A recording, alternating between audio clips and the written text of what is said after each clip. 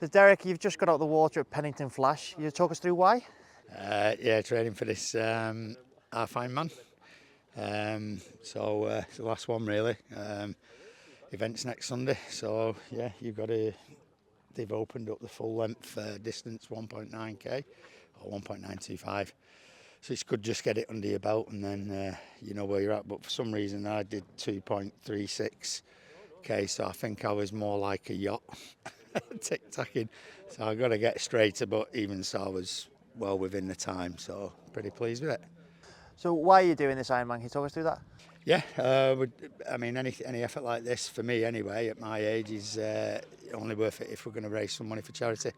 And this year we've chose Wigan Leigh Hospice, who I think certainly in our town and neighbouring towns has had some kind of impact on, if not your immediate family, friends and family you would know. So went up there with the Challenge Cup last year and I was quite amazed by the place really. I just thought it was somewhere you went to finish off and clearly it's not, so it's just a surreal place that I think it needs something like £14,000 a day to operate. So if we can keep it going for 2 days with what we do collectively, that'd be a massive achievement. Why an Ironman? I just think if people are going to sponsor you to do something, I think you've got to do something that's out of your comfort zone or you've not done before or people would think is difficult for you and takes a lot of commitment. So before I got involved in doing any training for bikes, and most certainly this, which is tougher than training for just a bike, because you're training for 3 different disciplines and you can be good at one, but I think to be good enough at all 3 is really, really tough, because you're training for 3 different things and the amount of hours you have to put into it is just significantly different than anything else I've done. So it's a huge commitment. More what you do on days like this, the early morning starts, all your kit, all the organisation, your food, your nutrition. It's a massive commitment, to be honest with you, a lot more than I thought, and probably a bit more than I would have bought into if I'd have known. So I just wanted to it was something I never felt I could do, if I'm honest. So I always shirt doing it. I always watch it every year at Bolton because I live near it. And then I just thought pretty much after going up at the hospice, it just was a place that like filled you with hope, and I thought, go and have a go. So we'll see. I'm not 100% confident and I'm struggling a bit with an ankle, but no excuses with that. But yeah, it's certainly not something I'm certain that I'll get over yet. So how did you come to be doing it? Like, what was the thought process? What was the discussion? How did you land on this? To be honest with you, I came up with the thought of doing it because I wanted to do something different, and then thinking about it from that hospice, saw that it was going to be on in Bolton again, and I was just sat there one night and I thought, look, I always need to be doing something, because I'm one of those guys that can quickly escalate out of weight with just working and especially from not exercising, and always like to drink and whatnot. And bizarrely enough, I hadn't even had a drink when I thought, sorry, I'm going to do it. And it started with going out running. I thought the one thing what I've always known I can't do is run, my knees and my ankles. And I went out, did a couple of mile run with the missus, and I think I threw it on Twitter, and then I did the day after the same again. I was like icing everything up, and I thought, really going to struggle. And I thought, but the best way I do anything is put it out there, commit myself. So I just stuck it out on socials, and then that was it. And I can't fail, I can fail, but I can't not try. And I got into it that way, and then just committed to it. And the physio said, listen, don't run, can't train running, get the swim, get the bike, power walk, just build up walking, and then you can do the run on the day. And that's kind of been the journey. Toughest thing's been not drinking for the last 5 weeks, but it'll be worth it on the day. And there's a team of people you're doing it with. Can you tell us a bit about them all? Yeah, brilliant guys. Big thanks to a couple of guys that jumped in there. Dave Roberts from the RAF, who's done them a few times, and Martin Clark, who did a lot of stuff for Rob Burrow. I got involved and helped a lot. So they've been full of really good tips and help and advice. And then Dave's actually jumped in doing it as well. I think he liked the leopard lycra Trisuit, what Patrick pulled together for us. So I think that got him over the line in the end. But yeah, there's guys like Jimmy, Dean, who's just recently got married to Jill off our ops board. He's never done anything like that before. Brad's, you look at the size of Brad's, he's built for playing rugby and probably running through brick walls, certainly not swimming, cycling and running. Adam Bybee, unfortunately, he's had to pull out after a horrific accident in a piece of plant machine going down a banking. But we knew at the beginning not everybody might make the start, and then not everybody might make the finish. But we're in it together. We've all supported each other all the way. My brother Brian, he couldn't even swim. He was just secretly going to Bridge every morning, and then getting his son to help him, just secretly, never saying anything to any of us. And then he came to open water with a few of the guys, and he turned up and didn't even put his wetsuit on. Was just that frightened of it. And then the second time he put his wetsuit on but didn't get it wet. And then he actually went up to here on his own while we was going somewhere else and gave it a go. And like when you look at it, if you're swimming right out to that yellow buoy in the far corner, and then you're going right down to the opposite end of the flash through the middle of it, it is pretty daunting.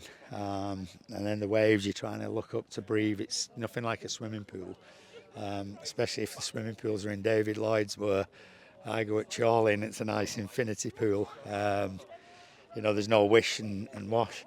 I think that one of the maddest things is when you're swimming and then all of a sudden someone's whacking you in the head and someone's hitting your feet and booting you in the mouth, and you just got to keep going. So I have just been told by a lot of these proper athletes you can see knocking about that happens even more on the day. But I told them I'm not an athlete, I'm a triathlete.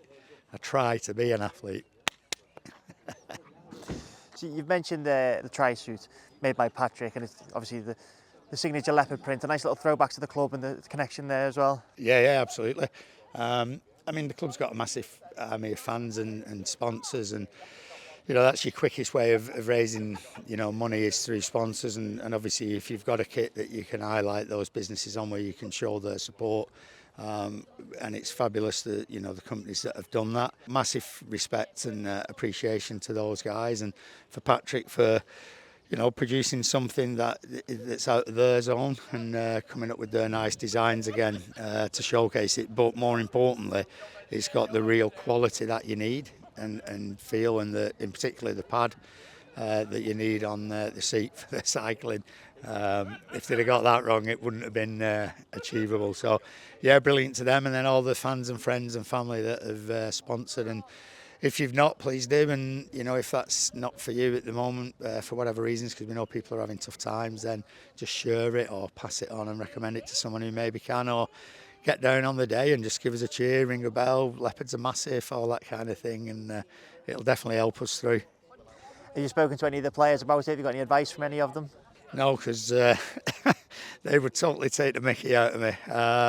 But it'd be interesting to see how many of them do something like this. It is a different thing, like I say.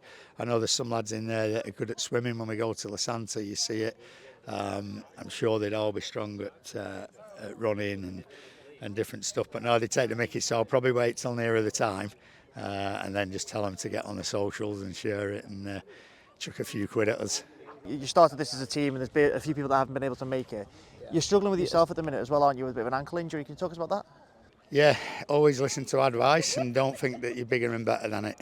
I'd been doing sort of 25 miles a week power walking because I was told, after those first couple of runs that you can't do that. You can't train the run, you can do it on the day. Just power walk for the hips and knees, everything straight line, there's not going to be any rolls. I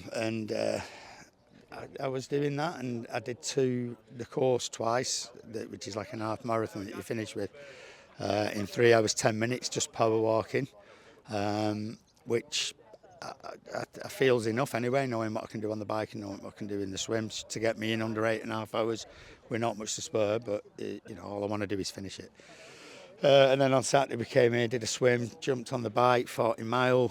I felt really, really good and strong. Started off on the power walk, a couple running ahead of me, and I thought, let's just see how it feels running. And it's down the side of the canal and then round the back things of the flash. It's not the best of surfaces, and I just let myself down really, because then my ankle's blown up and struggling. So I've not done anything in what should have been the big week, and I got a swim Thursday. They've let me have a swim today, which has gone all right. I'm going to try the bike now, and then I'll just have to rest it this week. So I've not had the last 2 weeks I would have liked, but I'm hopeful that I'll be certainly fine. It's just how I hold up through the run, but I reckon all the people cheering and singing along and the amount of sponsorship I got will somehow find me a way to finish it. And now that the event itself's getting quite close, how do you think you're going to feel on that Saturday night before it starts?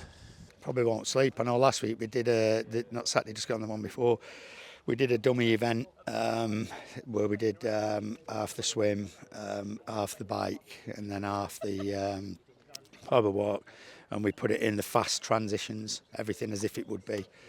And I didn't really properly sleep that night at all, really struggled with it, but that's why they told us to do it. You know, it was like, the advice from Dave and Martin was, you've got to experience what's that like, experience getting out your suit quick into your bike gear, feel the transitions, getting straight into a bike. When you get off a bike, getting into a walk, power walk, run, whatever you're doing, your legs are like jelly, everything's like trying to find your kit. I started off on the run with my helmet on.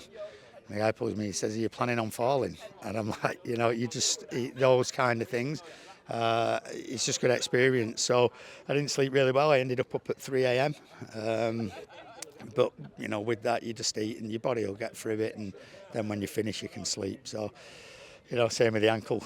When I've done it, I can get it fixed. Have you started thinking about what that first pint's going to feel like on Sunday night mate, when you're finished? Stop it. Stop it. Do you know what? When we cycled to Newcastle at Magic, we were all talking on the last leg about how we was going to smoke the first pint. It's just going to get et. And then probably the second, third and fourth. And when I remember clearly when we got in there in the bar, I think everybody had 1 pint and went to bed. I think I managed 2. He was just gone, you know, so it did taste great. So that'll probably be the case again. So we've arranged on the Monday we're going to all go out together and celebrate it properly. But to be honest with you, I mean, I'm someone who openly admits that you know, I drink quite a lot. Just I suppose it's a switch off stress and that, but it's only the second time I've done sort of 6 weeks without it. And I feel miles better, just as a person, just in my head, in how I operate, in various things. So I think it's changed how I'll probably deal with alcohol going forward. But that said, I'm definitely going to smash a couple on Sunday, for sure.